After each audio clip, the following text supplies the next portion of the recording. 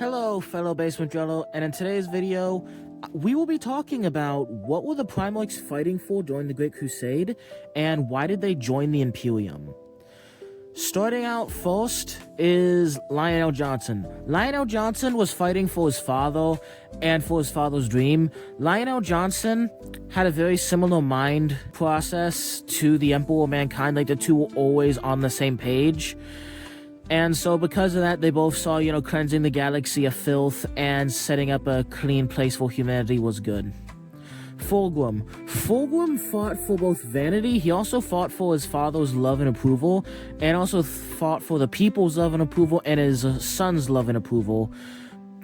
But he also did fight for the Emperor because up until the Horus Heresy, he was very, very, very, very, very loyal. Portawabo fought for duty and honor. He agreed on his home planet that he would fight for his adoptive father, and that's exactly what he did. Until his real dad showed up, and then he swore to fight for his real dad, and that's exactly what he did. So he fought for duty and honor. The Khan is interesting. So the Khan did not like the imperial government. He didn't really like any big government for that matter. And the reason is because he had this idea where anytime anyone would be in power for too long, that they would essentially just grow fat on their throne and would grow lazy, and that the entire kingdom would suffer for that. So he didn't really like the idea of the Imperium.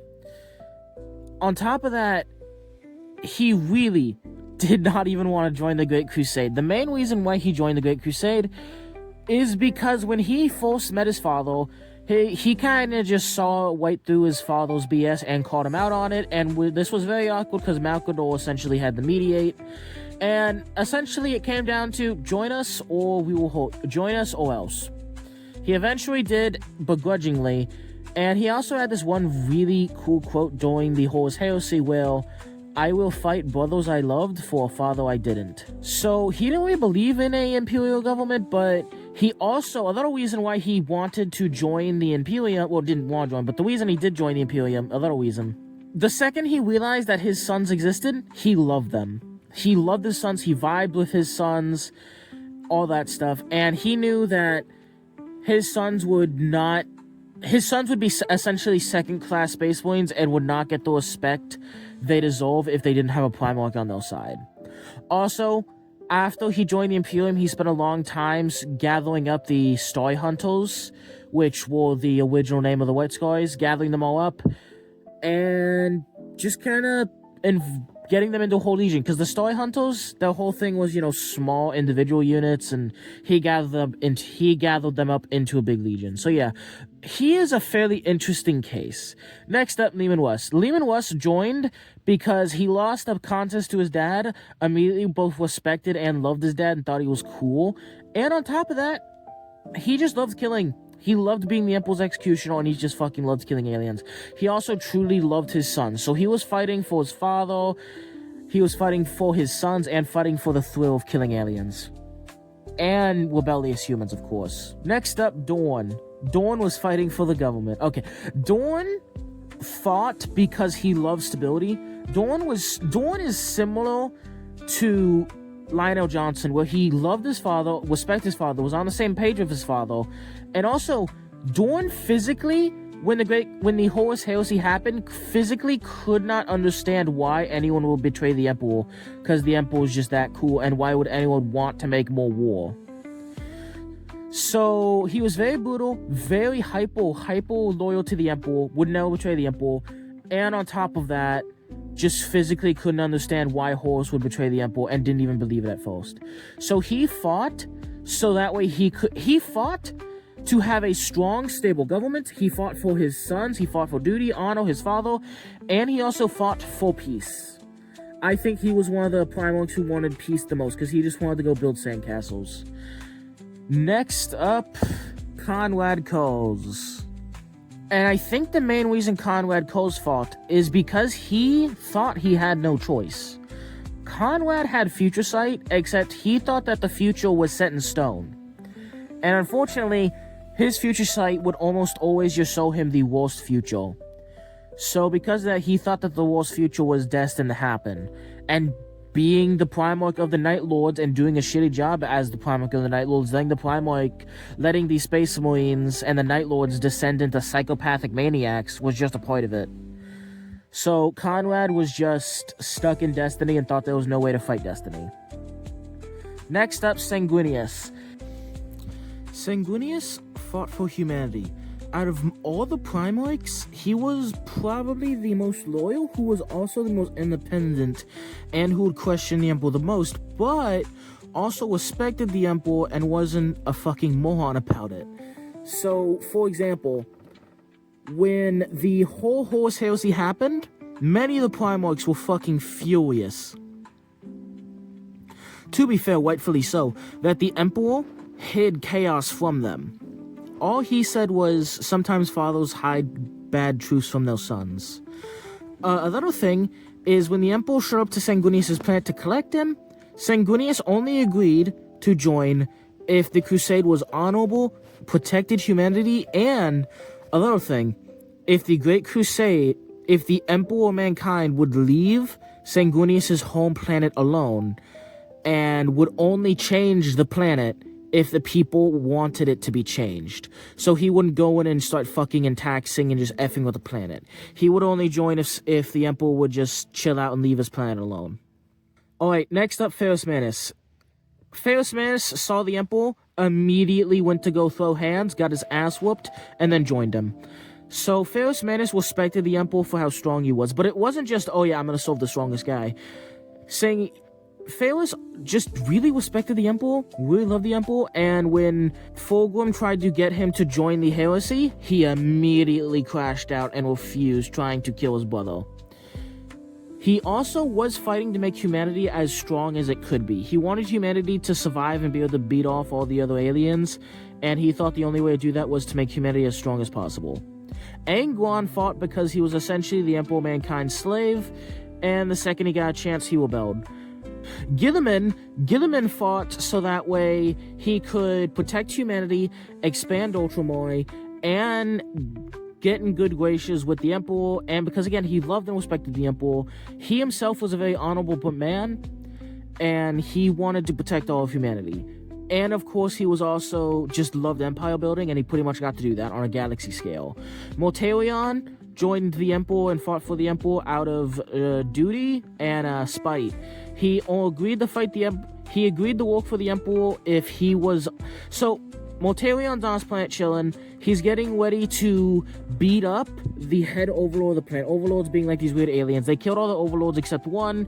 This one was on essentially Mount Everest, but the higher you go on the home planet of Barbarous, the more toxic it gets, so no one could actually get up to the overlord to kill him. The Emperor showed up, offered to kill the overlord. Mortarion told him to butt the fuck out and that this was their issue and that he should go home. He said, okay, how about this? If you can't kill him, you'll work for me. Mortarion, being an egotistical dickhead, immediately took that offer and went to go fight the Overlord, got his ass whooped, and the Emperor Mankind the same, so he begrudgingly worked for his dad. And that's why he also betrayed the Emperor very quick. Alright, next up, Magnus. Magnus fought and joined the Great Crusade, so that way he could get knowledge. He was an absolute unit when it comes to just knowledge. He would read entire libraries in days. He was obsessed with gathering knowledge. He joined the Great Crusade so he would have the resources to gather all knowledge throughout the entire galaxy. On top of that, he also joined the Great Crusade because he was so psychic that the second he landed on his planet, he was able to psychically talk to the Emperor. So he fought for the Emperor because he already knew the Emperor and was good with the Emperor, because the two were psychically talking before they ever met. And when the two met, they actually pretty much bear hugged, but it made a giant psychic shockwave. But anyway, he fought for the Emperor because he loved the Emperor, and he also fought so he could gain knowledge, and also he fought to help his sons get past the flesh change. Because the flesh change was a horrific thing that would happen to his sons, where if they overused their psychic powers, they would turn into horrific mutant abominations. He also fought to try to cure the flesh change. Next up, Horus. Horus fought because he was emotionally immature, and he pretty much fought for love. He fought so his dad would love him, he fought so his sons would love him, and he fought so that way people would love him. he was just very insecure and just wanted to be loved, and that's why he was such a people pleaser. And that's why he felt a chaos, because he was very insecure. Logoi fought to bring religion and the God Emperor Mankind to all corners of the galaxy. This is before the Emperor Mankind smacked him and he went fucking insane. So he, similar to Magnus, was very psychic, except not half as psychic as Magnus. He wasn't able to talk with the Emperor psychically, but he was somewhat able to know the Emperor existed psychically. So because of that, what happened is his planet worshipped chaos, and he pretty much spread religion of the Emperor throughout their planet, pretty much getting rid of all chaos worship, and, pretty much getting rid of all chaos worship and getting everyone to worship the God Emperor Mankind. Now, when he joined the Great Crusade, he pretty much would spread the God Emperor Mankind, religion that he created, pretty much a fan fiction of his dad, to every single planet. So he was mostly he pretty much fought for his dad, but he thought his dad was God. So he was fighting for God. Until, of course, the Emperor Mankind, being the turbo atheist he is, smacked him for being religious and told him never again. And Logoi went fucking insane and began to worship chaos. Next up, Vulcan. Vulcan is fairly interesting. So the Imperium is fucking horrific. Even at the most beautiful golden time in the Imperium, the Great Crusade, the Imperium is fucking terrifying. Basic machines are powered by servitors. Servitors is when you take someone, you fucking lobotomize them, and you turn them into a flesh organic robot. And on top of that, it's heavily implied that servitors are sentient. They're still sentient, they're just trapped. So as opposed to actually being brain dead, they're just trapped in their own body. That is fucking terrifying. And yes, Vulcan, out of all people, would know that, because of how much of a genius blacksmith and genius engineer he was. Despite that, though, he still fought for the Emperor, and he fought hard for the Emperor, and he was loyal to the Emperor. Now, why was that when the Emperor did a lot of things that were really fucked up and really cool? The Emperor would exterminate his planets on occasion. He allowed the Mechanicus to use servitors. The Emperor did a lot of fucked up shit. The reason he joined the Emperor is because Vulcan isn't a dumbass. As per usual, Vulcan is the GOAT, and he can see the bigger picture. Now, Vulcan's home planet, when he was just a teenager, was attacked by Dark Elves, Dark Eldoi. Vulcan could not listen to the screams of the people on his planet being killed by Dark Eldoi, so he grabbed 2 hammers and beat 100 Dark Eldoi to death, and the others fled. Simply that experience alone, on the fragile people of his planet being killed by these creatures, that taught him that even though the Imperium wasn't perfect, that he himself, as a primarch, could make change and could improve the Imperium. And even if the Imperium was oppressive, even if the Imperium wasn't the best, it was still a million times better to be kept on a short leash than have Dark Eldoi running around. And on top of that, again, he could see the bigger picture that he had to join, even if he didn't want to. And he did want to join. He had to join. So he could join willingly, get in the Emperor's graces, and change the Imperium from... And again, the Imperium back then wasn't even that bad.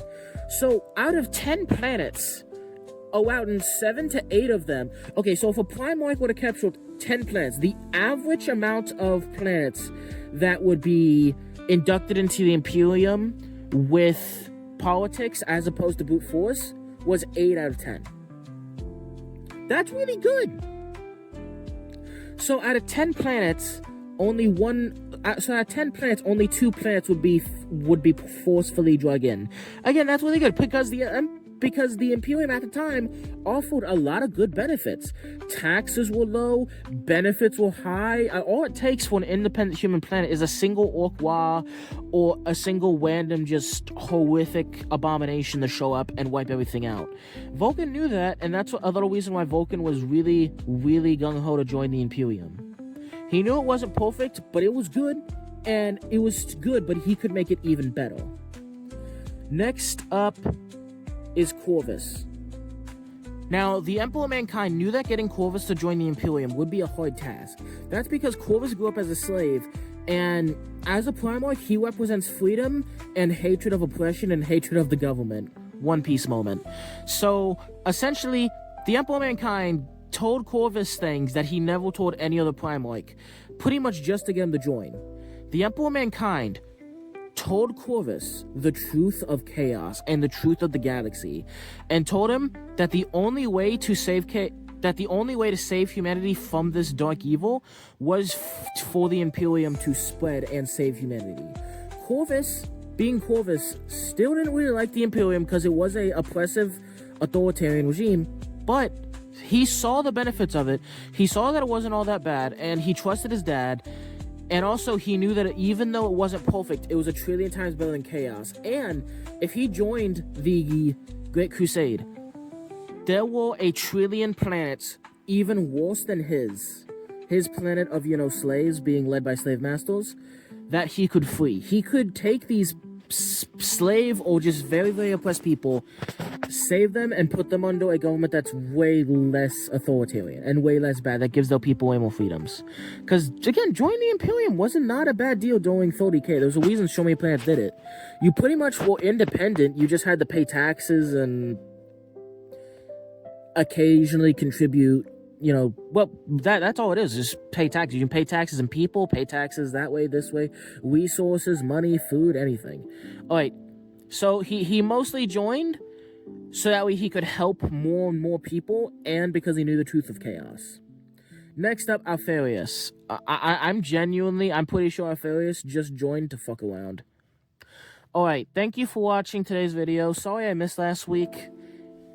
Did you agree with my list here? Did you agree on why certain primarchs joined the Imperium and what certain primarchs were fighting for?